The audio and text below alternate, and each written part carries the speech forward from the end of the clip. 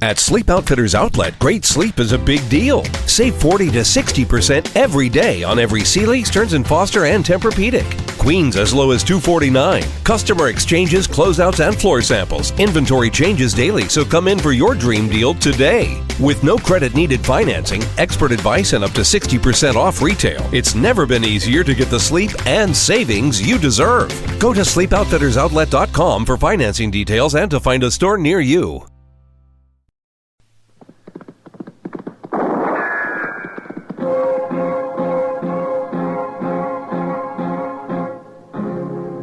Gunsmoke.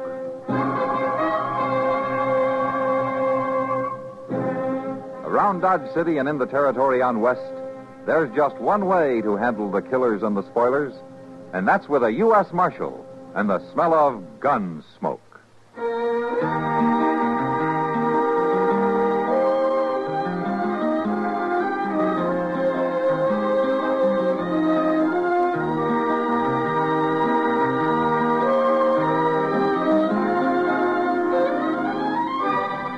Gunsmoke, starring William Conrad. The story of the violence that moved west with young America. And the story of a man who moved with it. I'm that man. Matt Dillon, United States Marshal. The first man they look for and the last they want to meet. It's a chancy job, and it makes a man watchful. And a little lonely.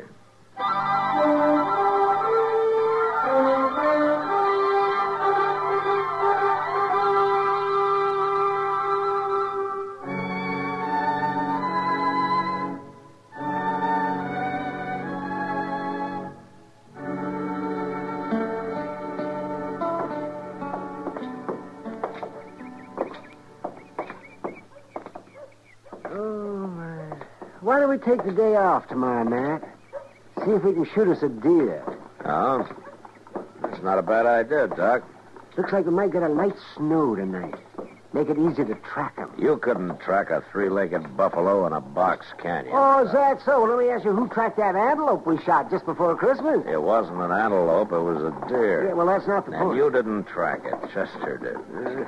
Hey, you want to stop in the office for a while? Darn right I do.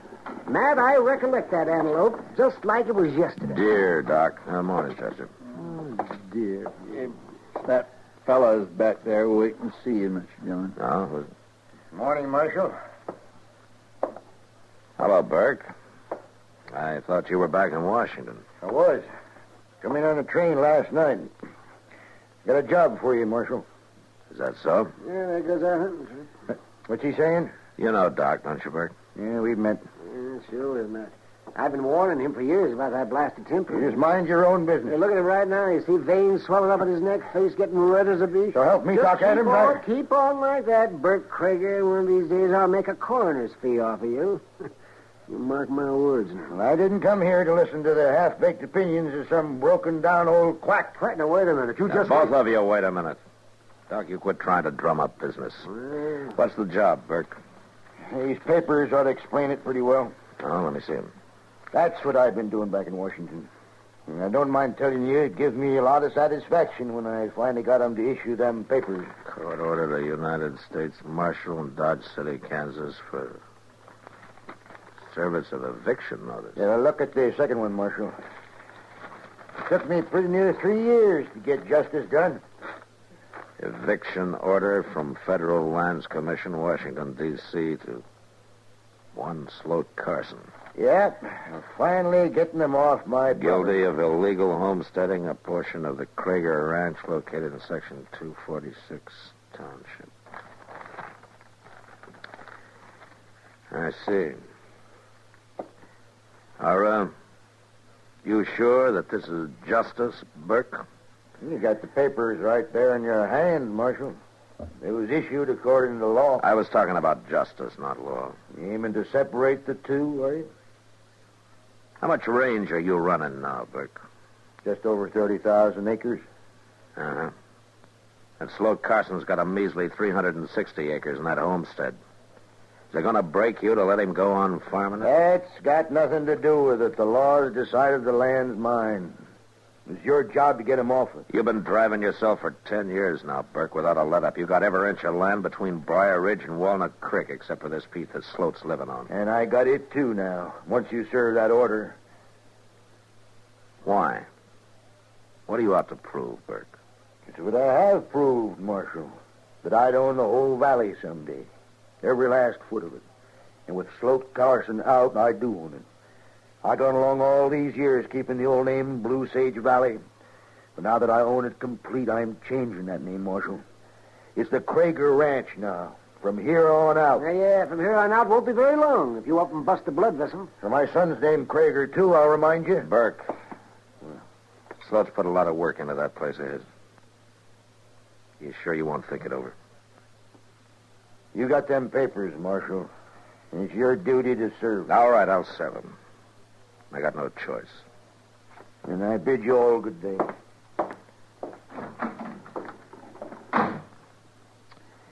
There is a downright mean man, Mr. Dillon. Yeah. Well, if he doesn't change his ways, he's going to be a dead one. You may be right, Doc, but not for the reason you think. Hmm? What do you mean? Sloat Carson's a peaceful man. But that doesn't mean he'll take to being pushed off that land of his.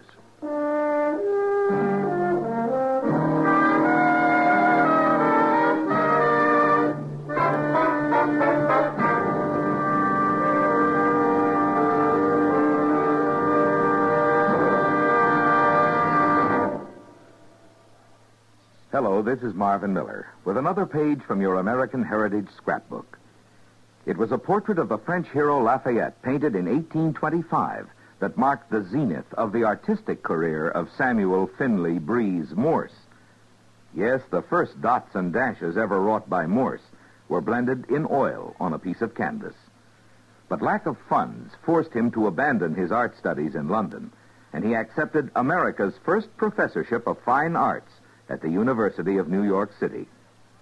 While at the university, he lived in a tower garret, and it was there that he experimented with wires and batteries, hoping for an inventive success that would free him financially so he could contribute to the arts of America.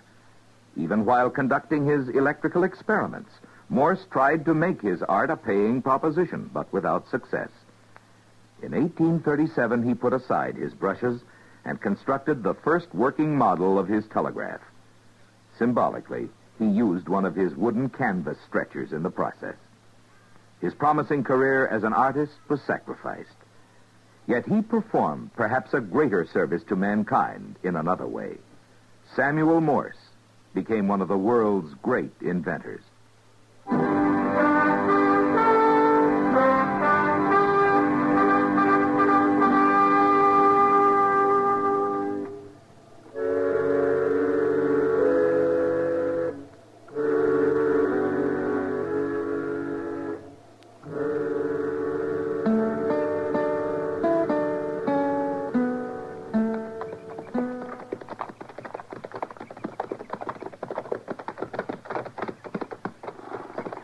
Well, there's no smoke coming out of the chimney, Mr. Dillon. Reckon maybe he ain't to home. He's probably working out in the barn. Let's ride over there. It's just a cussed shame, that's what it is. That can't be helped, Chester. Bert Krager don't need this land no more, and he needs a second head. Yeah, he's got a devil on his back, Chester. Krager Ranch are the only 3 words in the world that mean anything to him. Well, it's a mighty poor reason for putting a man off land he's proved up. Marshal! Chester! How are you, Sloat? Mighty good to see both of you. You ain't been out this way for quite a spell. Ah, man gets caught up in things, Sloat. First he knows, all his time's been taken. That's a fact, all right. Come on up to the house. I'll set the coffee on. Oh. How you making out? Oh, tolerable. Crop wasn't too bad last year. Good. Next year, though. The next year's going to be my best one yet. Oh? That's there North 80, you know. I had to let it lay fallow the last 2 years for lack of time. But by golly, I got in there last fall, plowed the whole darn thing before the snows hit. Sloat, I had to work 18 hours a day to do it. But now it'll be in shape to plant right when the thaws come. Catch the melt off in the spring rains and gonna Sloat, plant I want it in Kaffir, Marshal. That's the best feed crop in the world. It's been too dang much for seed, maybe, but in the long run, That'll pay out. Here, Marshal. You're all mighty serious for some cause or other. Well, there's reason for it, Sloat. This isn't just a neighborly call I'm making. Bert Krager just got back from Washington yesterday. That's so. I guess you know what he was doing. Oh, same thing he's been trying to do for 3-4 years now. Steal my land away from me. Yeah. Well, he's finally done it. What? I got an eviction notice with me and an order from the Land Commission to serve it on you. I don't believe it. You're joking, Marshal? I wish I was, Sloat. I'm sorry. Well, nobody can grab a man's farm away from him. After he's put his sweat and blood, his whole heart into The it. order gives him a right of prior occupancy. But he never run ahead of stock on this ground when I filed on it. And there's nothing I can do about it, Sloat. Don't them fellers back there even care about my side of it? Don't they even want to hear my story? And according to the order, they notified you by mail. Oh, I got some kind of papers through the post. I couldn't tell what they was all about. I just figured it was some more of Bert Krager's shenanigans, some kind of bluff. It wasn't bluff, Sloat. Mr. Dillon? And them papers said come to a hearing in Washington. Now, where'd I get the money to go to Washington? I don't know, Sloat, but the court's decided. Mr. Dillon, here comes old Krager's son. What? Crowdy Krager coming here? Now, you just take it easy, Sloat. Morning, gentlemen. How are you, Crowdy? Ain't you Kragers done enough? What'd you come here for? Maybe I come to undo some of it, Mr. Carson, if it ain't too late. I'm aiming to undo it myself, Crowdy. I'm figuring to use a gun. Now, wait a minute, Sloat. I ain't a man that hunts trouble, Marshal. You know that. You know it as well as anybody. But I ain't letting 4 years of my life get took from me without putting up a fight. Killing Bert Krager won't change a legal decision, Sloat. What did you mean, Crowdy? If it ain't too late. You served that eviction notice yet, Marshal? No, not yet. The law say you got to do it today instead of tomorrow, maybe? No. And I'd like to talk to you, Mr. Carson. Why? I may be able to tell you something that'll save your farm for you. I'll listen to you, Crowdy, but I won't promise nothing. You don't have to. Marshal, I think it'd be better if you wasn't a party to this. Why are you doing this, Crowdy? What's your reason? If you'd lived around my pa your whole life, you wouldn't have to ask. Mr. Carson, could we walk into the barn? All right. You excuse us, Mark. Well, looks like there won't be any bloodshed after all, Mr. Dillon. I don't know, Chester. I wouldn't count on it.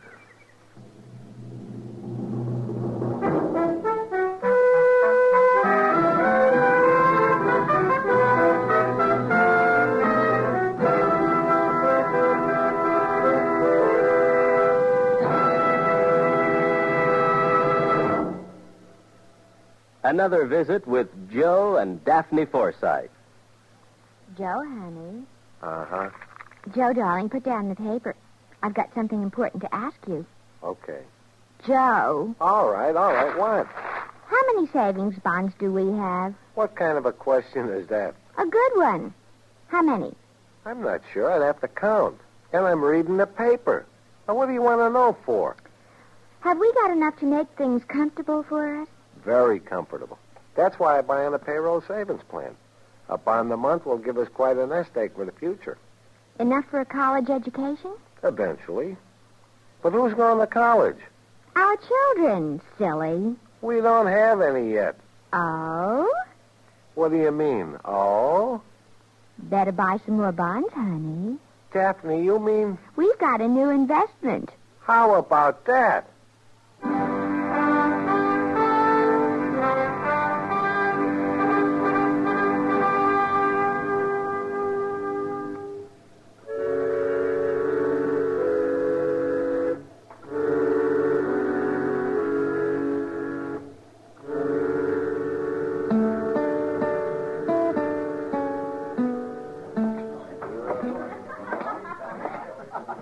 Evening, Doc. Huh? Oh, Matt, when'd you get back? This afternoon. Well, how come you're still sober? Oh, well, now, that's one distinction I hold, Matt. I may not be the best doctor in the West, but I'm the soberest. Well, then maybe if you took to drinking a little bit, you Oh, could... doggone it. You never did give a man credit for anything, did you? I guess I'm in a bad mood, Doc. Yeah. Evict Sloat Carson, did you?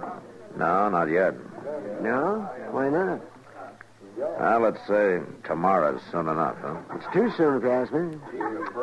Have a beer. No, thanks. I was just looking around. Have you seen Kitty? Well, she was here a while ago, but she went to bed. Said she had a headache. No. She didn't have a headache, though. I know Kitty. She just wanted to get out of here for one night. Well, I can't blame her much. Girl like Kitty ought to be married, Matt. Settle down, having children. Why don't you talk to her about it, Doc? I will. Yes, sir. By golly, I will. You should have studied for the ministry. You know, I thought about that, but the pay's bad. Now, there's a real Christian. I wouldn't talk if I were you, Matt Dillon. But at least I don't go around telling people how to live their lives. Oh, don't you? You know what I mean. Yeah, I won't admit it. You know what you need, Doc? Oh, You need some old woman to rail at, a nice fat wife to take it out. Oh, no, you don't. You don't turn it on me like that. You know, there's Widow Liffey's got that house at the edge of town, you know. I've seen how she stares at you when you drive by. You might do yourself some good there, Doc. Oh, wait a minute. Oh, I'm not saying a word. I hear she's a good cook, too. Yeah, the only woman cook the railroad ever had.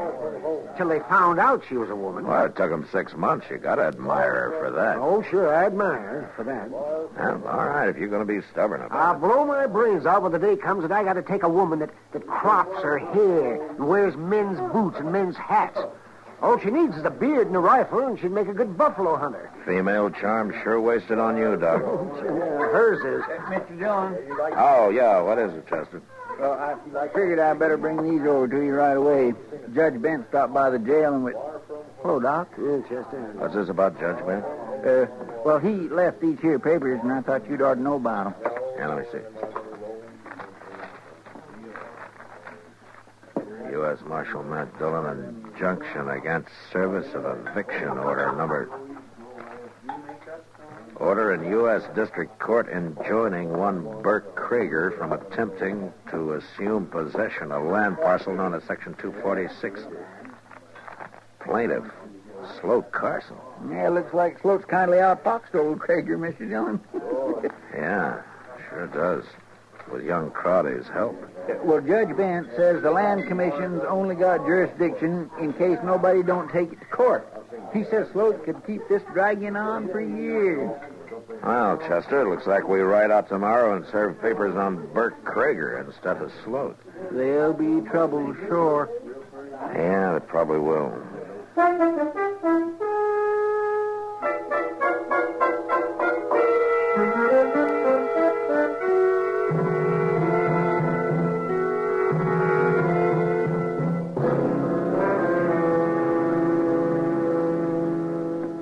Come in, Marshal. Chester. Thanks, Burke. Come on in, Sad. Maybe I can rustle up a pot of coffee. No, don't bother. We're not going to be here long. Well, I'll take a minute. There. You served them papers on Sloat Carson, did you? No. What? Why not? As a matter of fact, Burke, we're here to serve some papers on you. What the thunderation you talking about? Judge Bent issued this late yesterday afternoon. You better take a look at it here. What's that old fool doing poking his nose into my business? What's this? It's pretty clear if you read it. I don't have to read it. I know what it is. The only blasted way in the world Carson could have beat me, and he stumbled onto it. In case you're interested, Judge Bent handed down a ruling at the same time to prevent me from serving the eviction notice. Then I'll run him off. I'll take a gun to him. I wouldn't advise that you try that, Burke. Marshal? Chester? Morning. How are you, Crowley? What's the trouble, Pa? Trouble. 10 years, that's the trouble. For 10 years I've fought for this valley, foot by foot. And when I get it right in my hand, the last square inch of it, the Krieger Ranch, this fool Sloat Carson blunders onto the one way of blocking me. He didn't blunder onto it. I told him about it. You what? I told him about that loophole in the Land Commission's order. You mentioned it one time, you remember? You sneaking young whelp. Here now, you know what Doc said about you getting I'll mad. have the hide off your back. I'll beat you till you scream to have a bullet put in your head. Bert, Stand back, Marshal. put down that horse. I'll cut the daylights out of you. You hurt me, Bert. You yellow cur. Pump out. Mr. Krieger.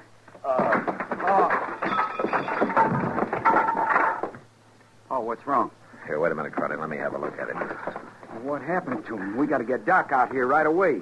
It's no use, Crowley. He's dead. Dead?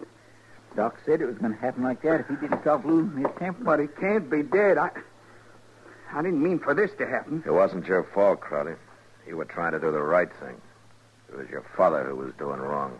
I can't even claim that excuse, Marshal. I didn't care what happened to Sloat Carson. I was just trying to hit back at Pa for all the years he bullied me. I don't guess he was easy to live with. But I didn't aim to do this. I just didn't. I'll send Doc out when we get back to town and make out his coroner's report. I'll break this ranch up and sell it off, every foot of it. I guess we'll be riding, Crowley. Krieger Ranch. I'll blot that name out if it's the last thing I ever do. Come on, Chester. Krieger Ranch. I'll show him how long that name will last. In 2 years, nobody will ever remember.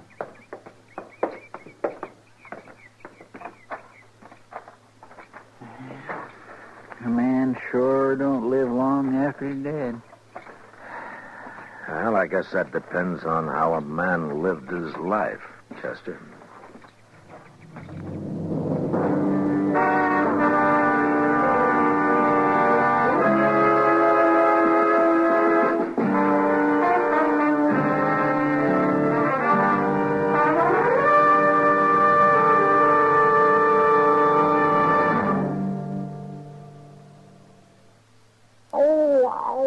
What's the matter? Oh, my wife has a toothache. Your wife has a toothache and you're moaning? Well, she hit me when I complained about her yelling. Well, why didn't she go to a dentist?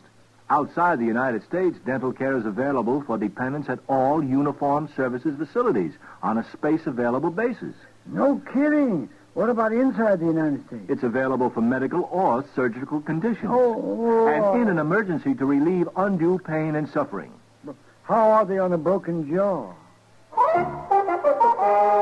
For more on Medicare, get the pamphlet Dependents, Medical Care Program.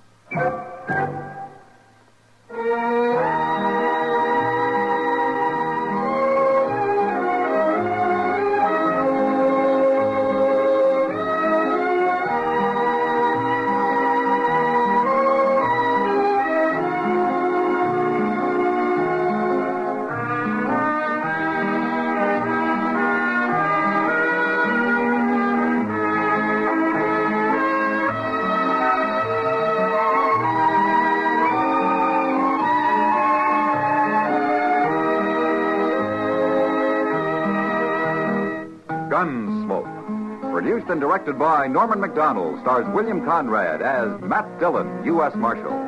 The music was composed and conducted by Rex Corey. Sound patterns were composed by Ray Kemper and Bill James. Featured in the cast were Parley Bear as Chester, Howard McNear as Doc, and Georgia Ellis as Kitty. George Walsh speaking. Join us again next week for another story of the western frontier of America in the 1870s on Gunsmoke. This is the United States Armed Forces Radio and Television Service.